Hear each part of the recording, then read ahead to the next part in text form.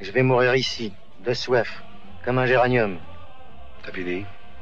Bon, alors debout, si t'as oublié quelque chose, tu nous le diras en marchant. Allez, route. Entre nous, vous ne croyez pas que ça s'arrête ici, la route? On n'a plus de bagnole, on n'a plus de flotte, on est à 700 bornes de non-ligne. Eh ben, on va les faire. Comment? Eh ben, la pince! Pauvre dingue, demain matin, t'auras les pieds comme ça. Oh, les pieds, la langue, l'espace, mais tu nous les as déjà servis, hein? Ben, tu verras. Eh ben, si je peux pas marcher, je remprunte, je les ferai sur la vente, s'il le faut, les 700 bornes, mais je les ferai! Tu les feras. Oui, je les ferai! Et puis même si je peux pas les faire, le seul moyen de trouver quelque chose, une patrouille, n'importe quoi, c'est de marcher! Eh ben, tu marcheras, mais sans moi. Non, il y a deux solutions, pas trois! Comme c'est ici ou marcher, ben moi je marche! Et vous aussi! Non. Je suis désolé, brigadier. J'ai pas vécu 11 mois dans la peau d'un hussard pour finir dans celle d'un fantassin. Ça veut dire quoi? Simplement ceci. J'accepte de mourir, mais avec un minimum d'effort. Oui. Allez, tu viens, moi, ils me font chier. Je crois, docteur, que l'homme de Néandertal est en train de nous le mettre dans l'os.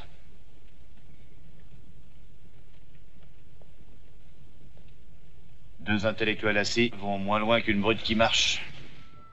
23 ou 24, je sais plus trop. Je comptais les fois où j'ai vu Un taxi pour Tobrouk. Je sais pas vous, mais c'est un des films que je préfère de cette époque des années 60.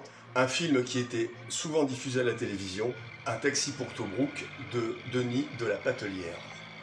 C'est vraiment un film qui réunit tous les éléments pour faire ce qu'on appelait autrefois un film familial qui plaît à toutes les générations. Alors commençons par dire un mot de Denis de la Patelière. Denis de la Patelière, il fait partie de ces réalisateurs estampillés, qualité française, que n'aimaient pas les critiques des cahiers du cinéma, parmi lesquels on pouvait compter bien sûr, bien que Patelière, comme disait Jean Gabin, était plus jeune, mais il y avait Claude Autant-Lara, Christian Jacques, Jean-Paul Le Chanois. Ce sont vraiment des réalisateurs qui connaissent leur métier sur le bout des doigts et qui savent faire des films qui ne sont pas évidents à réaliser. C'est le cas d'Un taxi pour Tobrouk, qui se passe dans le désert d'Égypte. Il faut tourner sous le soleil, les conditions ne sont pas évidentes. On n'est pas à Boulogne dans un studio confortable, on est dans des situations beaucoup plus difficiles à contrôler. Et puis c'est un film de guerre, il n'est jamais évident de réaliser un film de guerre. Et vraiment, Denis de la Patelière, ce sont des réalisateurs chevronnés, qui savent tourner des films tout à fait différents. Et Denis de la Patelière, qui était un réalisateur qui appréciait énormément Jean Gabin, avait tourné Les Grandes Familles. Il tournera aussi avec Jean Gabin Le Tonnerre de Dieu. Il a réalisé Rue des Prairies, encore avec Jean Gabin. Plus tard, il dirigera, si on peut diriger une fois encore, Fernandel dans Le Voyage du Père. Un taxi pour Tobrouk, parlons un peu du scénario, c'est tiré d'un roman de René Havard. René Havard, c'est quelqu'un qui a plein de talent, qui est à la base un acteur, qui a fait beaucoup de films et de feuilletons aussi. Il a beaucoup tourné pour la télévision, au temps de l'ORTF. Et il a écrit ce roman, Un taxi pour Tobrouk. Et ce film est intéressant, on peut le mettre en parallèle. Ça va peut-être vous choquer de mettre ce film en parallèle avec La Grande Illusion. La Grande Illusion est bien sûr un monument du cinéma. C'est Jean Renoir. À côté de ce film, effectivement, Un taxi pour Tobrouk de Denis de la Patelière paraît un film mineur. Mais les deux parlent de la même chose. Ils parlent de la guerre, c'est-à-dire ce moment où les hommes se retrouvent à égalité. La guerre efface un peu toutes les différences entre les classes sociales. Et c'est un moment où les hommes se retrouvent et ce court instant fait que toutes les différences sont gommées. Et c'est en cela que Un taxi pour Tobrouk ressemble à La Grande Illusion. Et le grand atout de Un taxi pour Tobrouk, ce sont une fois de plus les dialogues de Michel Audiard, comme dans Mélodie en sous-sol, comme dans 100 000 $ au soleil dont je vous ai parlé.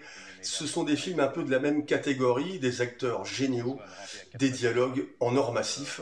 Et pour dire des dialogues d'Audiard, il faut des acteurs qui tiennent la route. Et le casting d'Un taxi pour Tobrouk est vraiment fabuleux.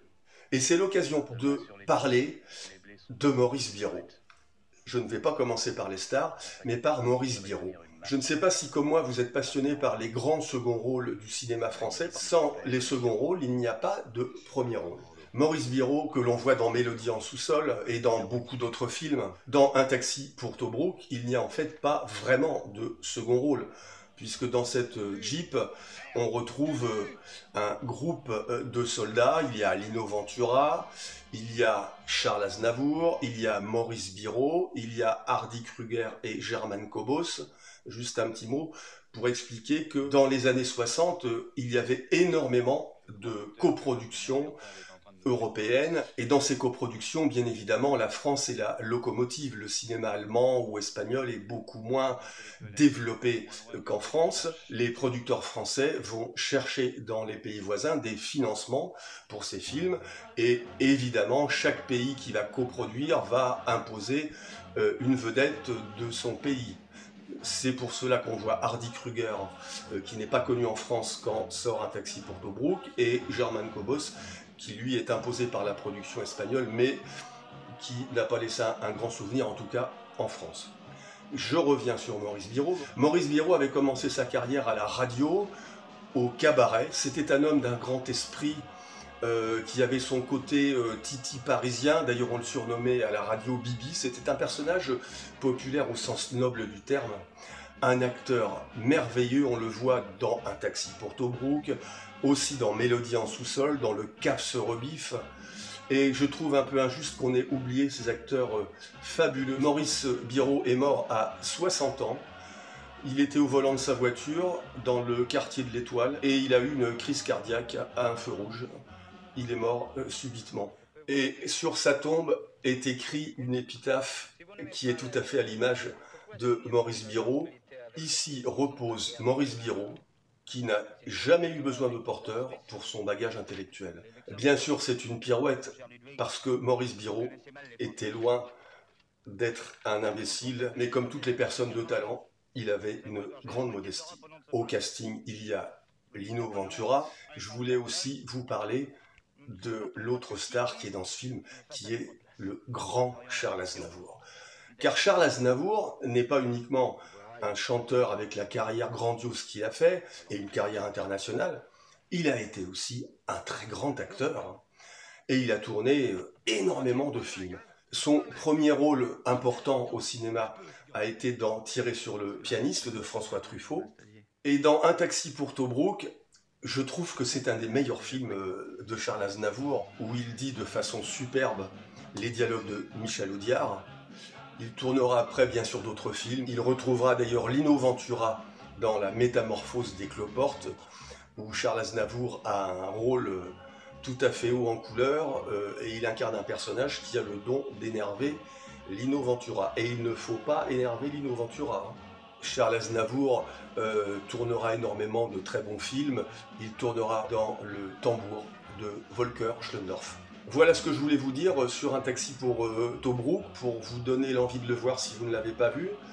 C'est vraiment comme Mélodie en sous-sol, comme 100 000 $ au soleil. Ce sont des films qui sont de la même veine, qui ont été des grands succès populaires. Et 60 ans plus tard, ces films se sont bonifiés, car ils sont interprétés par des très grands acteurs, dialogués par un grand dialoguiste. On nous raconte une histoire, et je crois que quand on va au cinéma, avant tout, il faut qu'on nous raconte des histoires. Et dernière chose, ce film a aussi une particularité, car il a un côté antimilitariste, et d'ailleurs, à sa sortie, certains ne se sont pas privés de le dire, et à l'époque, nous sommes en 1961, à la tête de l'État, c'est le général.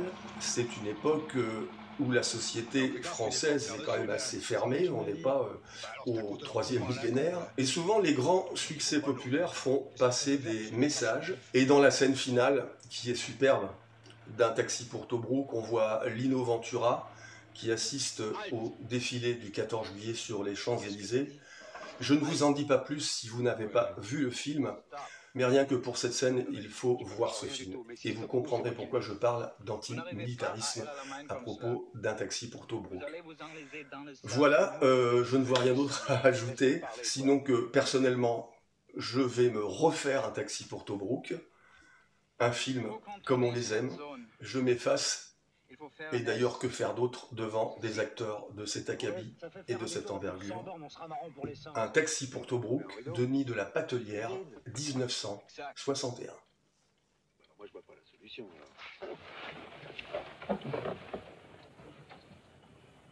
Si vous étiez à ma place, qu'est-ce que vous feriez?